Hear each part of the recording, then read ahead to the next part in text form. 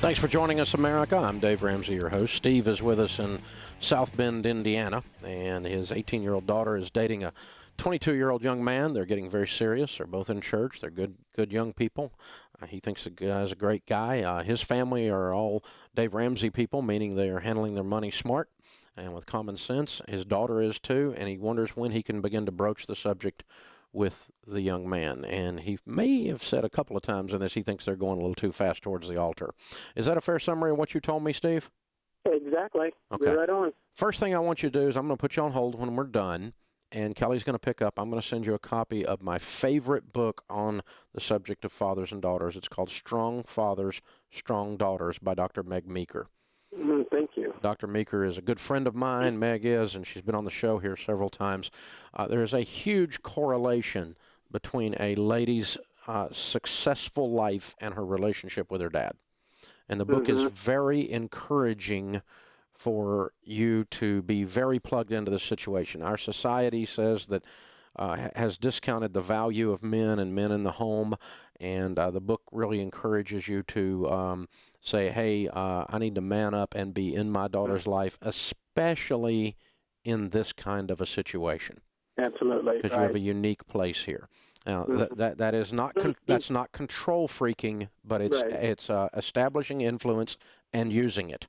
And so I would start the conversation first with your daughter and circle back to her. And really, by circle back, I mean these are conversations you've had with her before, and say, you know, I'm really excited about so-and-so, and he's a good young man. I want to remind you that you believe, and our family believes, certain things about money. And the reason we believe those things is they're biblical and they're smart. And I think it's good for you and whatever his name is to begin to talk about some of those subjects. And I'm going to begin to talk to him about them as your dad and as his friend. And it's not to say you sit him down and go, okay, how many credit cards you got, bub? That's not what we're talking about. We're just saying, hey, you know, one of the things I learned when I was your age, I did some dumb things with money, and I learned that, you know, getting into debt didn't work, and I learned that if I lived on a budget, and one of the guys I read and study says that the number one cause of divorce in North America, number one problem in male-female relationships is money and money problems. And so as I see your relationship maturing with my daughter, I just want to say that out loud to you, and I want you to know I'm here as your friend to mentor you, or to lead you in some of those discussions, and I'll help you any way I can, and I'm going to show you some things. And as you guys get more and more serious, those things I'm talking to you about are probably going to become a requirement for you to continue to get more serious. Because in order to qualify for my daughter's hand, you're going to have what's known as a freaking clue.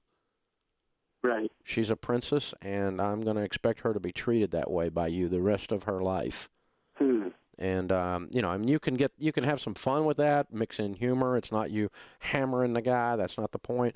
But I've had all of those talks, informally, before they ever sat down with their hands wet and sweat on their upper lip asking for my blessing to ask her hand in marriage. Now, I will tell you that the statistics tell us that at least a 6-month engagement, and, you know, a 14-year engagement is not necessary, but somewhere around a 6-month engagement or range is a lot of statistical evidence that leads towards a good marriage. People who date 3 days and get married don't usually have as good a shot at staying married, right? Right. And so, but it's not required that this happens 2 years. I mean, a 6-month engagement, and that means they're dating for a long time before they of some kind before they decide to get married, but at least that deep, in detail, in-depth pre-marriage counseling to discover what's wrong with her family and what's wrong with his family, and they talk about it ahead of time because everybody comes into the marriage busted by their own families. Right. And you got to know that stuff going in. And you know, I suggested strongly Financial Peace University for my daughters. And it's a total requirement. And their young men as a part of the blessing. I didn't say it was contingent, but I said, you know, a wise young man in your shoes will do these 3 things at least. You would at least get into detailed, in-depth pre-marriage counseling. You would be engaged at least 6 months, and you would go through Financial Peace University. If you do those 3 things, you really are way on your way statistically towards success. and you don't want to enter a marriage. It's too complicated and too crummy if you do it wrong. So you don't want to enter it without all the decks stacked in your favor. And so that's kind of how I had it. It was just like a older brother wisdom discussion with this young man, but he takes the implication. He takes what I'm implying to be those are requirements. But if you do it right, and and you're not beating him down with it, you're just saying, hey, this is just a smart way to live, and you might do it for the kid next door if he's thinking about getting married. Right. It's the same kind of tone, is what I'm saying. And then I will tell you this from experience. I'm a girl. I cry at movies. And so I figured I was going to cry all the way down the aisle, taking my daughters down the aisle. I didn't shed a single tear. And people were like, I can't believe it because you cry at everything. You're a big baby. And it took me a little while to realize I was excited because they both scored. Great young men. Great young men. And it made it very easy to give them away. Yeah, that's what I want to get it to. And that's why this here time for me is so important, that I want to make 100% sure that this is going to work, this is the right one. Yeah. And so I just felt like that I was getting pushed a little bit, that they kind of say they're waiting on Dad here to allow it to go forward. And I'm like, well, you guys are dating. You guys are fine. How long have they been dating? About 6 months. Okay. Well, they're getting pretty close then, probably. So okay. What I would do is just say, hey, here's some things to look at, and I'm not going to control freak you. And I got to tell you both, I really appreciate the respect and honor you're giving me by giving me the ability to tap the brakes. And here's the only reasons I would tap the brakes is on these 2 or 3 things here. And I just gave you my 3, but there's others. You might have something else you're concerned about that I don't know about. But, there may be, let's say, for instance, there's something going on in his family that's a little crazy and that you're aware of. And you would just say, well, now how's that going to affect you guys? You got to know that's when you marry the whole family.